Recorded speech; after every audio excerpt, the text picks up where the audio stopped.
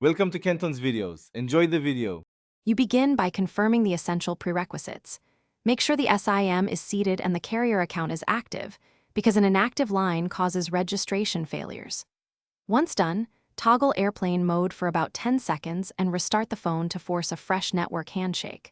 While it boots, open Settings and check the IMEI and cellular status. If the IMEI is missing or shows an error, you've found your likely culprit and will address it in the next steps. Next, tackle configuration issues that block registration. Manually select your carrier in network settings, because auto-selection can latch onto an incompatible tower. If that fails, reset network settings to clear corrupt profiles, then enter APN details provided by your carrier.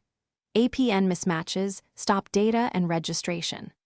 Also, boot into safe mode to rule out apps that modify radio or VPN settings. If IMEI is valid and manual selection still fails, these steps isolate configuration versus hardware or account problems.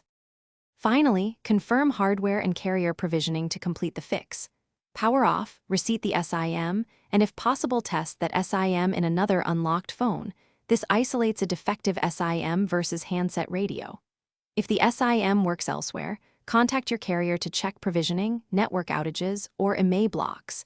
Carriers can reprovision or replace the SIM. Make a backup and consider a factory reset only as a last resort. If problems persist, a key troubleshooting tip: try a different carrier SIM to confirm if the issue is carrier-specific. Thanks for watching. Consider subscribing if we helped you.